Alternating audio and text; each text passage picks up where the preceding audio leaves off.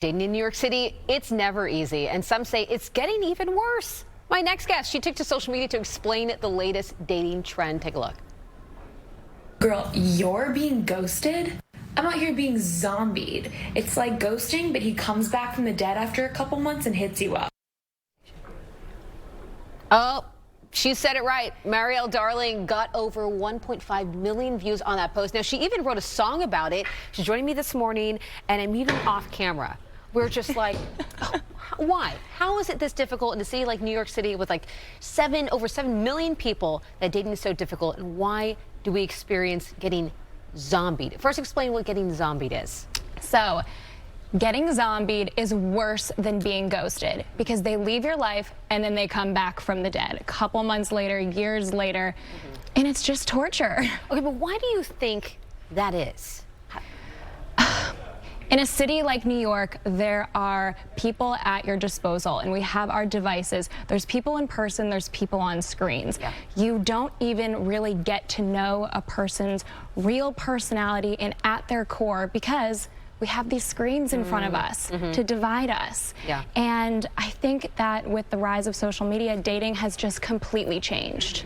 Tell me about your experience dating in NYC. Not to get too personal, but I mean, you obviously wrote a song about this, but dating in NYC this is clearly has been tough for you, or else you'd be in a different position right now, right? Yeah, with my experience being zombied, I was dating a guy in New York City. He moved away, and then with his coming back to the city, he's now pursuing me. He came back from the dead. I noticed this happened to me in high school as well. I've literally collected a graveyard at this point. I feel like the streets of New York are a zombie apocalypse mixed with Michael Jackson's Thriller music video, because all these guys are tap dancing around commitment. You gotta throw Peter Pan into the mix too. Yes.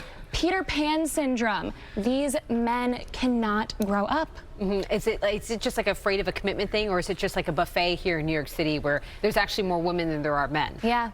That's also a problem too.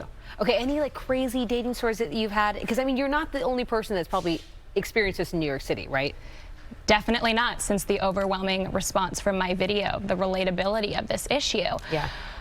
I feel as though it's been really tough to date when you know your worth. You need to know your worth. You need to be confident in yourself and what you deserve. I know. It takes a while to sometimes get to that realization, unfortunately. Yes.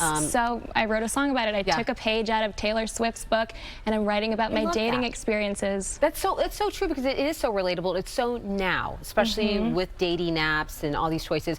So did you write the song after you got the response from people and you're like, this inspired me, like people want to hear this? Yeah, I was so excited that I wasn't the only one going through this. So what a good songwriter does is she takes the content of her own life and turns it into something beautiful. Yeah, I had to use comedy as a coping mechanism. I love that. I mean, and exactly, you said you took a page out of Taylor Swift's book, who she's got a massive book, as we can say, but you're also working with some massive people on this song. Yes, I am, with L.A. Reid's son, Aaron Reid. I'm really excited to release this song. It just means so much to me, and I'm so excited to share my story and give other women the boost of confidence that they need, that you don't need a man, you just need yourself and your internal confidence. I love that. Okay, so what happens if you get a boo? Are we going to write about different kind of songs? I mean, even Taylor Swift still writes about her exes. It's true. You're like, I got a long list. It's fine. It's not going to go outside. But you're single now? Yes, I am. Okay. Any prospects? We've got a couple. Oh, we got a couple. Oh, we got a couple. Yeah. Okay. Like I said, there's a graveyard, but there's some ones that are alive as well. So if we're talking to the audience right now, are you willing to add maybe a couple more to the repertoire? Yes, I am. The DMs are open. You heard it from her. I love that. Okay, and just as before we go, top qualities that you're looking for in a guy, and maybe top qualities that us young women should be looking for in a guy in terms of dating in 2023. If somebody cannot be passionate about what they want to do with their lives, they can't be passionate about the people in their lives. Amen. Amen. You heard it there first. Okay, so when can we expect the song? It's coming out. Push back a little bit. Next Friday. Never Needed You on all streaming platforms. Love that. And where can people find you on social media and connect with you? And Mariel_Darling on all social media platforms. My face is there, and I've got so many more funny stories and snippets to share. We love that. The dating in New York, not easy, but, you know, turning a little pain into some punch to Exactly. drink. I like that. That's what we got to do. Well, I appreciate you being here. Thank you so much and, for having me. Our fingers are crossed on you finding a boo, but maybe not, because you can make some good music. Exactly. By the Peter Exactly. Pans and the zombies and all that stuff. So yeah, follow her for the rest of the dating adventures.